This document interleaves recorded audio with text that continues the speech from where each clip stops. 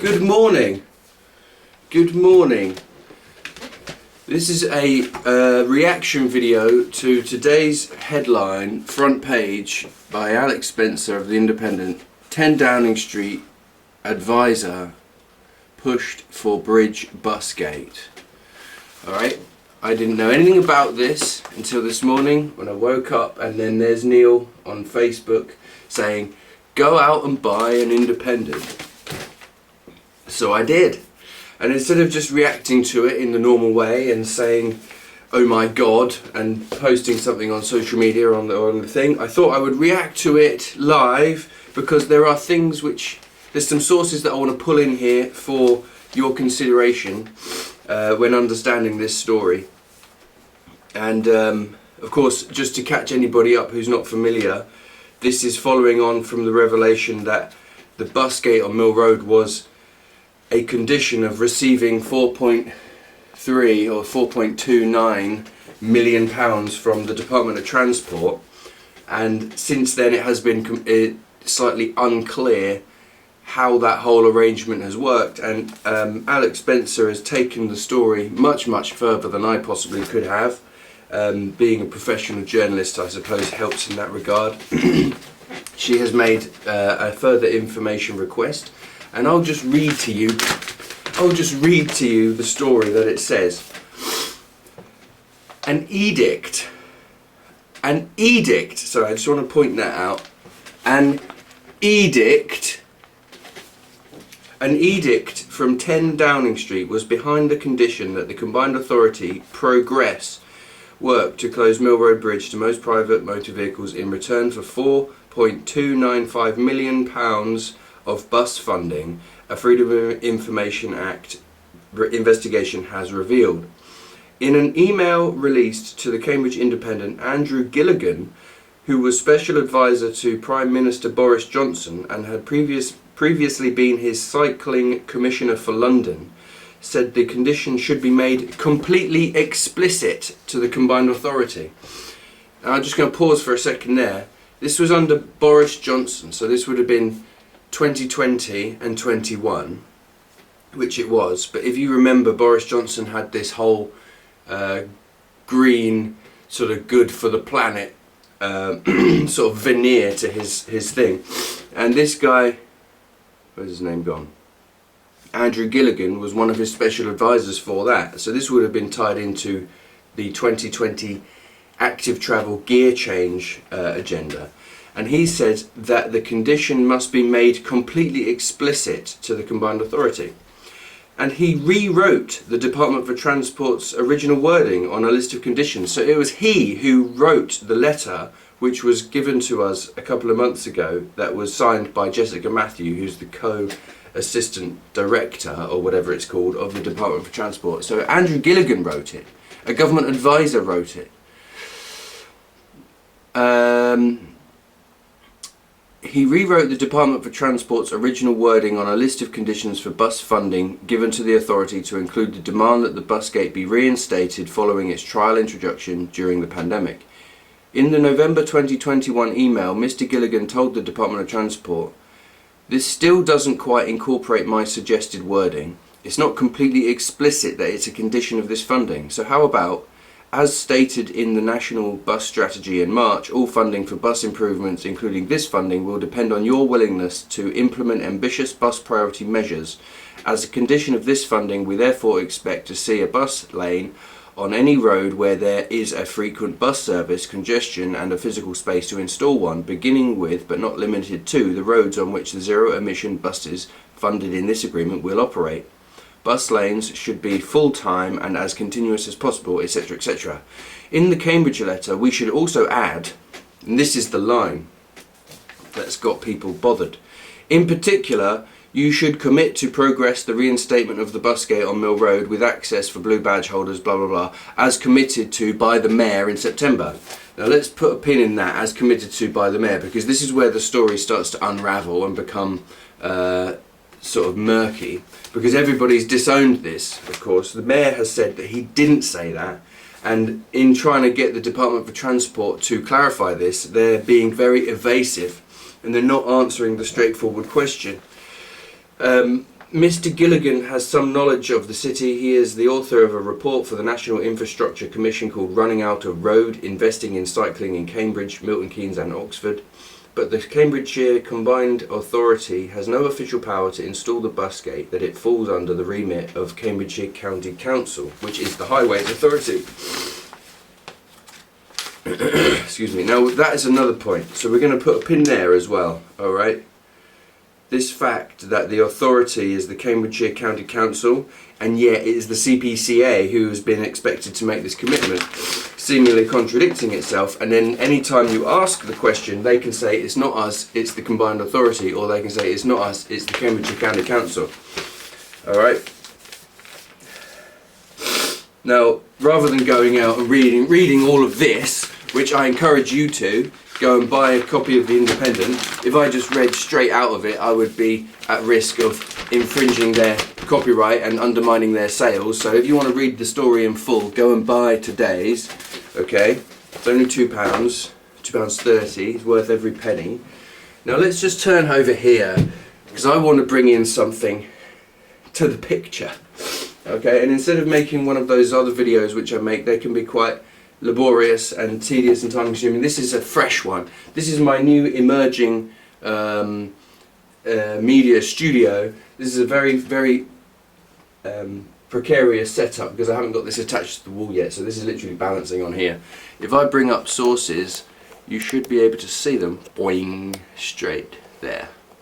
Okay, now let us first examine this claim that the Cambridgeshire and Peterborough Combined Authority has no official power to install a Busgate.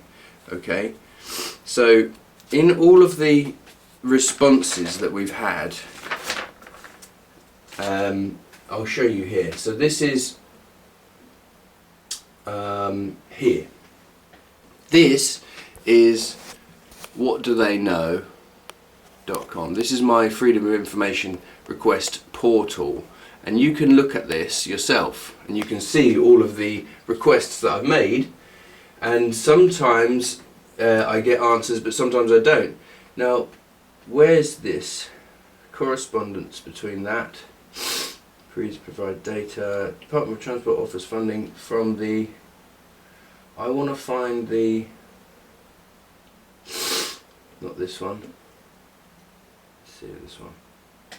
So this is a request I made to the Cambridgeshire County Council saying, yeah, I asked for more, I asked for the conversation. After the letter on the 17th of September, you replied to my FOI request and provided this agreement which was made between Jessica Matthew and the Department for Transport. That's the original 4.29 million, right? Linked below here, you can see that here. Here's the letter. And here it says, in particular, CPCA should commit to progress the reinstatement of the Busgate, blah, blah, blah. So I'm looking for more information about that. And the point I'm making here is that when I ask the Cambridgeshire County Council, I say, can I have more correspondence, please? Their reply is usually something along the same lines. Please direct your query to the Cambridgeshire, Peterborough and Combined Authority. See, so they bump it over to the CPCA. And now, when I ask the CPCA, Department of Transport offers funding, yeah, whenever I ask the Department for Transport something, so this is me asking for more information about this thing from the DFT. Now let me find their response, because this becomes revealing. I would like to clarify that this matter pertains specifically to highways management, which falls under the jurisdiction and responsibilities of the County Council. The work in question was overseen and managed by the County Council as part of their duties relating to highway maintenance and development. During the development of the Zebra programme, the Combined Authority liaised with the County Council and other stakeholders to ensure the programme remained deliverable. Please find attached 2 programme plans, blah blah blah. It is also important to reiterate again, and here's the point, right, watch this. It is, sorry, am I going off the, where are we? it is also important to reiterate again that the combined authority does not hold authority over highways matters. As such, we appropriately refer such matters to the county council, the local highways authority. Okay, so what I've shown you is that when you ask the CPCA or the county council, they each refer to the other one. Okay, and now here's where it gets even more interesting, and it's not rocket science. I'm not like some mad amateur sleuth parked out on the, in the back alleys at 3 in the morning with a cigarette and watching people coming in and out of a government building. All I'm doing is searching things on Google. Search for combined authority, yeah, and then go to the county council's website. The first thing that you find, if you search Cambridgeshire and Peterborough combined authority with the county website, this is what you find. Now, what is the very first thing that it tells you here?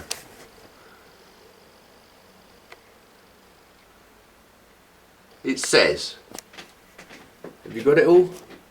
Sorry. Now look at this. In May 2017, a mayor was directly elected and the Cambridgeshire and Peterborough Combined Authority was formed as part of the devolution deal agreed with central government. The CPCA now has the strategic transport powers and is the local transport authority. It is the local transport authority.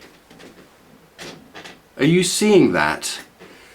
It is the local transport authority for the Cambridgeshire and Peterborough area. The mayor sets the overall transport strategy for Cambridgeshire and Peterborough and is developing the draft local transport and connectivity plan. Right? So every time the county or the CPCA has referred to this revelation about the funding, their reply is always the same. In spite of the clear direction received from the CPCA from the Department of Transport, a spokesperson for the Combined Authority says no representations were made to the County Council on this. The County Council has explained the CPCA doesn't have the powers or the authority to implement a traffic regulation order and no influence was made on the County Council. It says here that the CPCA is the Transport Authority and the Mayor was elected as part of the devolution deal for that exact reason. So obviously the County Council remains the Highways Authority and has the power to pass TROs, but who sets the agenda? Who's the one who directs what happens, decides and directs? It's the CPCA. Now, have a look at this. The CPCA, if you don't mind me holding it right here in my hand, and the County Council, right, are part of a combined authority. In fact, I'm just going to make it explicitly clear here. Combined authority. Yeah. Okay, you can see that, can't you? I hope you can. So, I only wanted to put this here because it's right there in front of your eyes. It is a combined authority.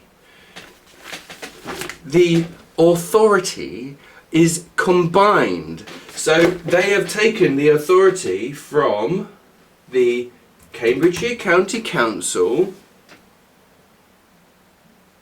excuse me a moment, the City Council, the South Cambs District Council, and I think it's the Peterborough, I don't know what it's called. Let's just call it the Peterborough Council. Alright? They've taken the authority of all of those and combined them into one, called the CPCA. Where does the CPCA derive its authority? There. So all of this nonsense about the CPCA not having the authority to do this, it's exactly what it has the authority to do. Now I'm going to show you in a much more better way than this, and I don't have to go any further than the same exact page that tells us that the CPCA is the it is the Transport Authority. Just scroll down. Ah, there you go. You've got it right there. Okay, let's have a look at this.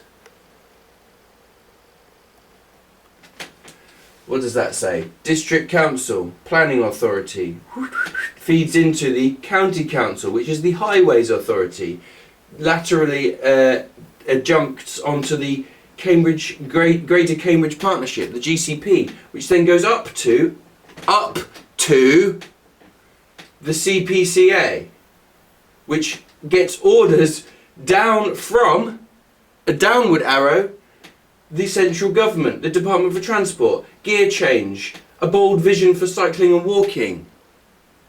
That is what we're dealing with here. There's the County Council, and there's the CPCA. The authority is combined. They're passing the authority up, and they're taking the direction. The edict. Sorry. Ugh. Come on. The edict. Where are you? Focus. Come on, you can do it. The edict. The edict. It's coming from 10 Downing Street. That is what is going on here. Now, I have really wanted to spell that out for people somewhere, and I haven't had the time or the effort or the inclination, because sometimes you write a piece and you think it's brilliant, but it only gets seen by a few dozen people, and then a bunch of fucking idiots come along at you and start picking it apart and trying to say that you're a liar and you don't know what you're talking about. Every time I've looked into this situation with the Mill Road Busgate, it shows more and more to me that it is a top-down imposition, and actually from things like this, it only shows you more and more firmly that it has come from the central government. The Department of Transport has told the CPCA, who by the way are combined with the County Council, to close Mill Road Bridge. And the GCP are also the ones who did the consultation where they got the 72%. Now I'm going to bring in something else. Just bear with me a moment. So this here is the mega doc. This is the mega document which I made last year when I had the Freedom of Information request originally, which turned out some very fascinating results.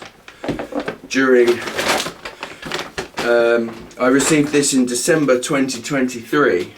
600 pages of internal emails, right? Which they hoped to bury pertinent information. Luckily, most of that was replicas and duplicates and repetition, because it's an email chain, so it's constantly repeating itself. So I went through there with a red pen, crossing out all the times when it was repeating and putting it all into proper order, and I put a little sticker next to every bit that I thought was relevant. So this is what I ended up with. Much more manageable. Now this is essentially the backbone of, you know, what is the earlier part of the book that is going to come out of this, the follow-up to the Battle of Mill Road Bridge, which I wrote last year. Now I'm just going to put this to the side here for a second, because I'm going to bring that in, but I'm going to use the work, in fact the contributions from Martin Lucas Smith. So thank you, Martin, for this, because he has been very helpful in pointing out any areas where I might have made a mistake or missed something. And one of the things that he has handily done is explain to me the timeline of this consultation process, because the Department for Transport wrote a letter in January 2022 saying you must commit to the Busgate. Okay, so let's put that on here.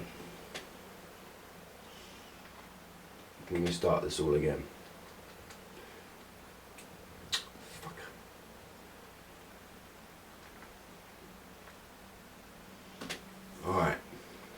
what have we got?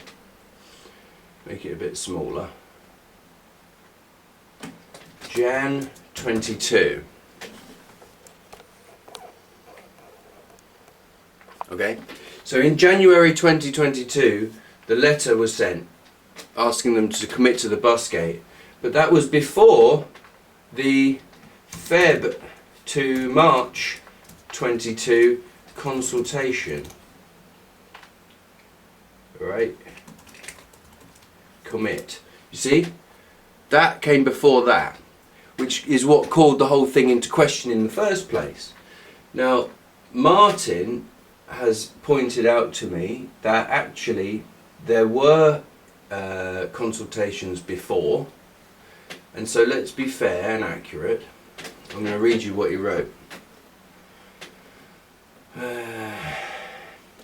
Just a minute. Okay, I found it.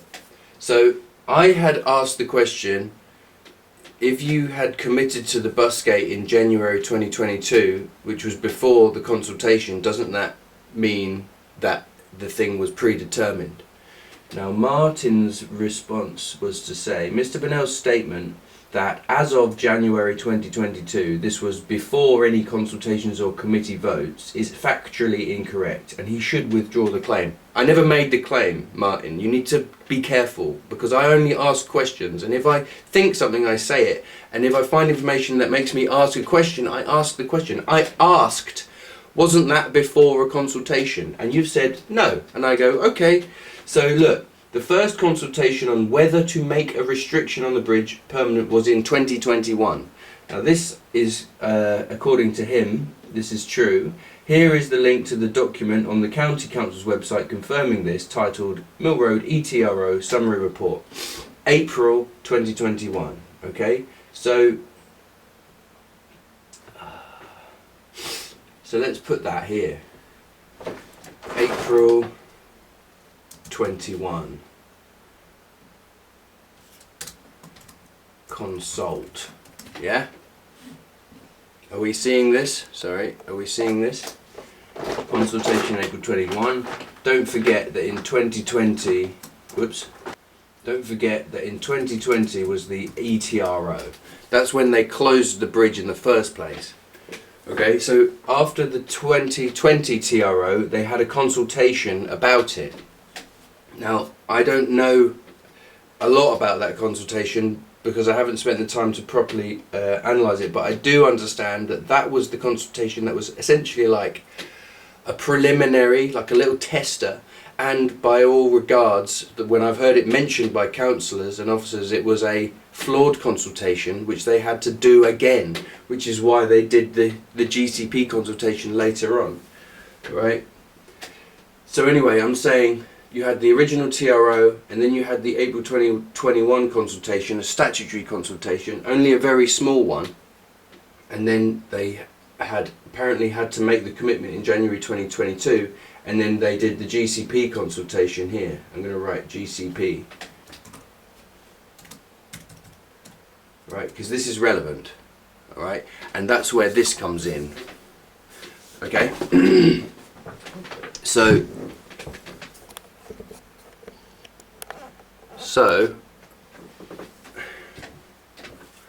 I am making the it's not a claim, it's a hypothesis. My hypothesis is that the Mill Road Busgate is part of a bigger agenda which is coming from central government by edict and demand in exchange for money. Okay, Martin Lucas Smith is saying no, it was wanted by this many people in the neighbourhood, actually. Fine.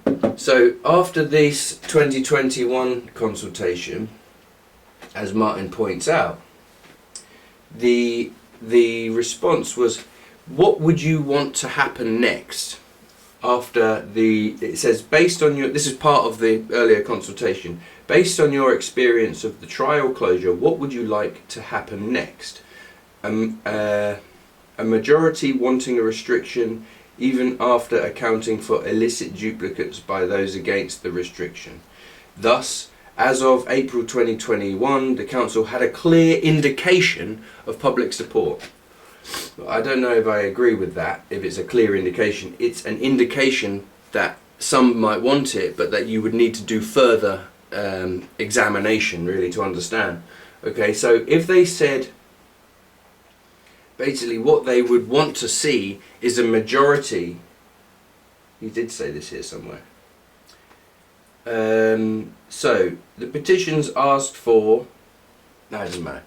The point is that after the earlier consultation you had the ETRO in 2020, a very basic kind of semi-flawed consultation which showed an indication of public support, and then after that you decide what you would need is another consultation which showed public support. So them trying to derive a consultation with public support is what they next embarked upon.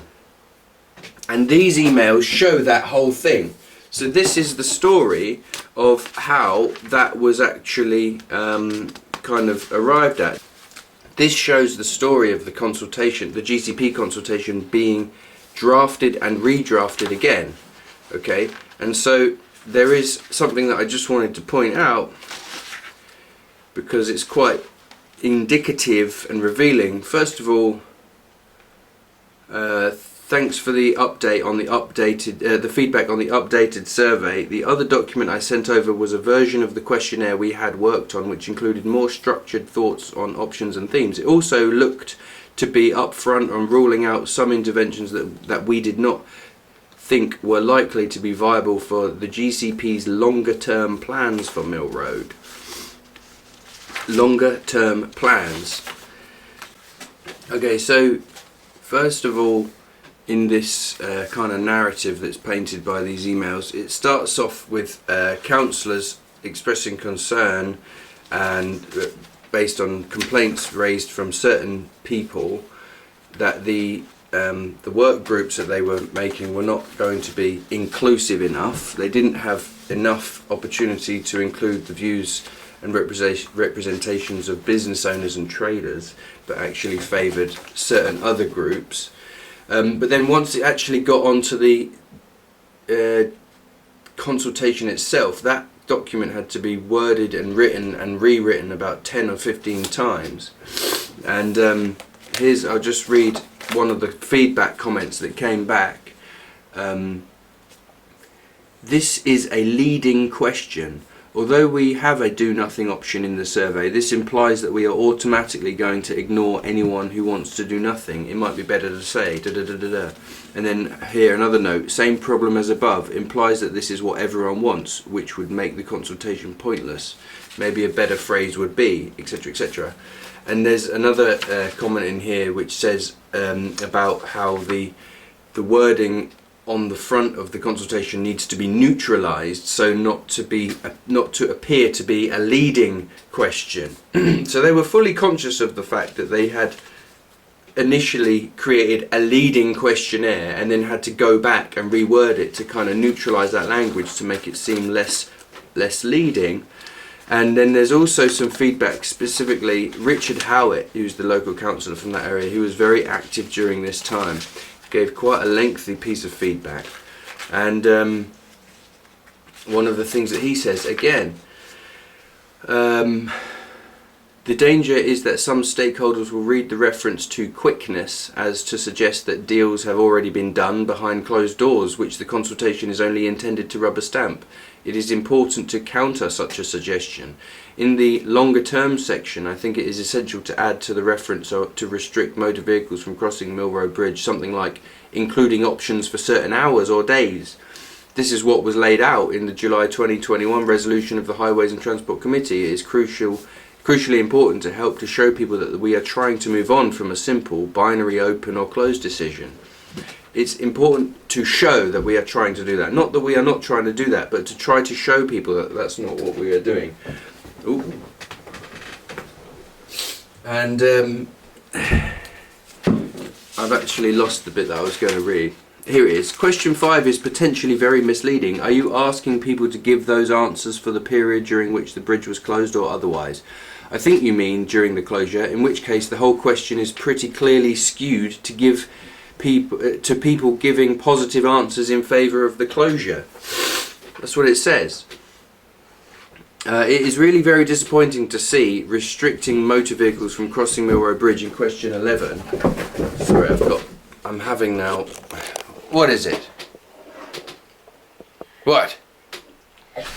Okay. Something very important has come out in the newspaper, baby, and I need to read about it. I'll walk him after this. So, just to quickly... It is very disappointing to see restricting motor vehicles from crossing Mill Road Bridge in question 11, despite your assurance at the first Transport Working Group that you had learnt the lessons from the earlier bitter and divisive consultation, and would not ask this binary question at this stage. If you keep this question in, I sadly predict that the different groups will concentrate on mobilising supporters to vote for or against that question, and that once again this will be seen as a referendum which fails to seek the new consensus-building approach you promised. Frankly, I would replace question 11 with, are you in favour of new or different traffic restrictions as part of the plan to improve Mill Road? If you are intent on putting bridge closure back in at this stage, despite the risk of discrediting the whole exercise and ending once again in failure, then I would certainly add, including options for certain hours or days, similar to my comments on the leaflet above. Please do heed these points, as you will face strong pressures from vested interests otherwise. That was Richard Howett writing in February 22. So this was just at the beginning of the consultation period. Oh look, there's Julie Pooley over here. So I'm only saying this because I'm trying to fill in this picture here, that these news stories only actually add depth and detail, right? They were asked to make a commitment in January 2022 based on the edict that was written by this guy from number 10 during Boris Johnson's thing. That was sent to the CPCA. And then they hired the GCP to create a consultation. Now, the internal correspondence reveals that process of creating the consultation was highly leading and risked a lot of problems, and that would potentially discredit the exercise and divide the community. And it doesn't seem to me like any of what Richard Howett or other councillors said was even taken on board. In fact, there is a line in here which mentions, from Richard Howett again, let's see if I can find it, that when he tried to bring up certain problems with the Transport Working Group, the response he got was extremely hostile. And then this is where I started trying to understand more what the thing was with the Transport Working Group and who they are. And then it turned out that the Transport Working Group didn't officially exist, and that I had to snoop and dig even harder to find out who the hell they were. Anyway, alright, I'm not going to go any further with that, but just so you see, let's recap. What have I told you? What have we learned? Alex Spencer reveals that the Mill Road Busgate funding was a specific, explicit part of the edict made from number 10 with the CPCA. The CPCA is the Highways Authority. I'll show you again. It is the Highways Authority, and the authority of the highways has been combined from the Cambridgeshire County Council, which has the Highways Authority, and has been put into the CPCA. So any time that the CPCA and the County Council say that they don't have the authority, they're lying. Anybody who says that they haven't made that commitment, it would seem like a dubious statement. And I have made further information requests, which are along the same lines as what Alex Spencer's written here, which are going to come out in another 3 or 4 weeks or so, which is specifically to ask which politicians, which local representatives actually had made that agreement, because there was in fact the central government of that time had determined that the commitment had already been made, and this was even prior to January 2022. Regardless of what Martin Luther Smith says, that there was a meagre consultation in April 2021, statutory consultation at the end of an ETRO period, the whole mess of subsequent events, much of which have been completely hidden and obscured and have required the work of journalists to pull it out, shows what an absolute nightmare of a situation this has become. And my initial hypothesis has yet to be disproven, and I still think that this is the truth of the matter. It's that the Mill Road Busgate, the closure of Mill Road Bridge, has come from a larger government appointed or directed agenda, which is to close down roads in order to encourage active travel. It's as simple as that. And that's not... I think that you'll be hard pressed to actually disprove that one, and the more you try to find information to disprove it, you'll end up adding weight to that. The evidence keeps coming forward and it keeps mounting here, and so there's the end of that. I don't know what that means to you all, but I had to say all of that because obviously I didn't want to make a video today. It's very time consuming, but I also wanted to respond to that newspaper article. Go and buy a copy of The Independent and read that for yourself. Check out my Freedom of Information requests online. They're all public. You can see all of them, and keep up to date with the court case as it progresses through the Friends of Mill Road Bridge 2 Facebook page and also the Cambridge Cracker website. And of course, if you want to contribute to the overall thing, then make a donation on the GoFundMe. Thank you. Now I'm going to go and walk this dog. Oh, and I. And that's it. From now, it's William Bennell reporting for Cambridge Cracker from his new ramshackle studio.